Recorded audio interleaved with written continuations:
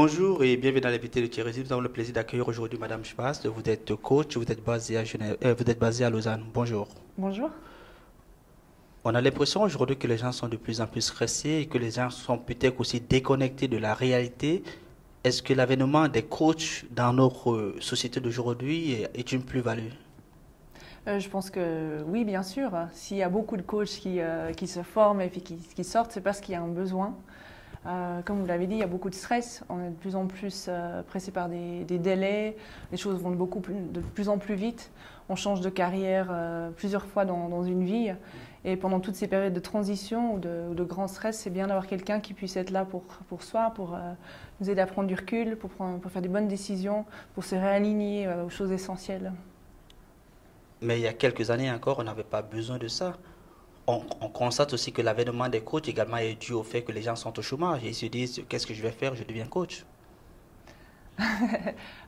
Peut-être que c'est une réalité.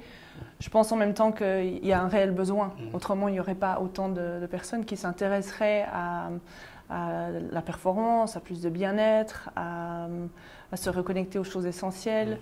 Je pense qu'il y a aussi beaucoup de changements qui se font dans la manière de traiter le business et puis qui font que les gens ont besoin de se poser des questions essentielles et puis parfois c'est difficile de le faire seul. Alors si on prend par exemple votre cas, vous avez beaucoup plus développé les formules par équipe. Alors si on regarde également votre historique, vous venez du monde sportif, est-ce que quelque part ces deux facteurs sont liés? Oui, bien sûr. Moi, je viens, comme vous l'avez dit, je viens du basket. J'ai joué pendant beaucoup d'années en équipe suisse et puis aux États-Unis et ici. Je constate que quand on joue dans une équipe, on doit prendre ses responsabilités et puis on doit aussi compter sur l'autre personne pour nous porter vers un objectif commun. Et puis on a toujours un coach qui nous aide à aller plus loin et puis à voir ce qu'on ne voit peut-être pas en tant que joueur ou joueuse. Et c'est la même chose avec un coach pour nos performances personnelles. Et puis du coup, moi j'ai bien aimé d'intégrer le coaching au sein de groupes. Donc je rassemble des gens, soit pour partir à l'étranger, donc je fais ça sous forme de retraite, pour aller se poser les bonnes questions, prendre des actions concrètes et puis mettre des nouvelles choses en place et transitionner dans des périodes de vie. Ou bien des groupes ici en Suisse, où je les suis pendant plusieurs semaines pour arriver à un objectif personnel, mais qui est lié, où chacun a des points communs et puis on travaille pour leurs propres objectifs, mais avec l'énergie du groupe qui est porteuse. Est-ce qu'on est plus fort ensemble? Ah, bien sûr, bien sûr. Même avec ses concurrents? Oui, mais même dans le monde des affaires, quand on est dans un monopole, dans un cas de monopole. Je serais quand même mal à l'aise d'aller faire une formation de groupe avec mon concurrent.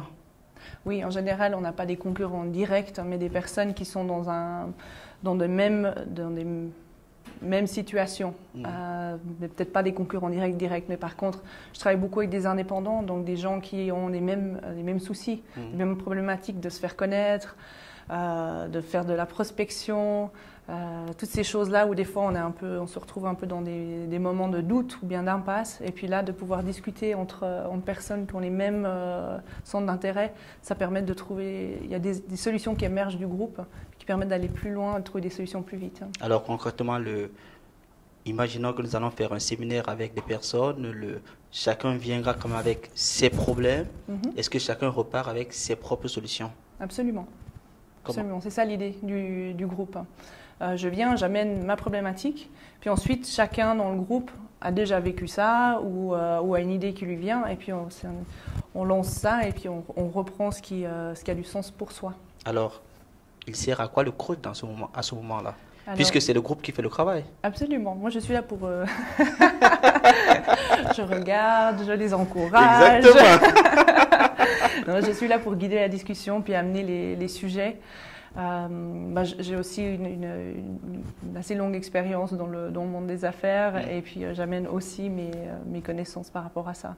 Mais mon rôle principal, c'est de faire que le groupe se passe bien, de créer l'environnement qui permette des discussions qui soient bienveillantes, qui soient constructives et puis de cadrer pour qu'on ne parte pas dans tous les sens. Parce que pour les indépendants, c'est quelque chose de primordial aujourd'hui quand même, non? Oui, parce que quand on est indépendant, on est tout le temps seul, ou très souvent seul, on est face à soi-même par rapport à nos décisions, à les choix qu'on a faits. Et puis, il y a des moments où on a besoin de partager entre collègues. Et puis, c'est ça que j'essaie de créer, c'est cet environnement collégial. Merci Madame Spass pour ces explications. Avec plaisir. Quant à vous, nous vous donnons rendez-vous très prochainement avec un nouvel invité. Au revoir.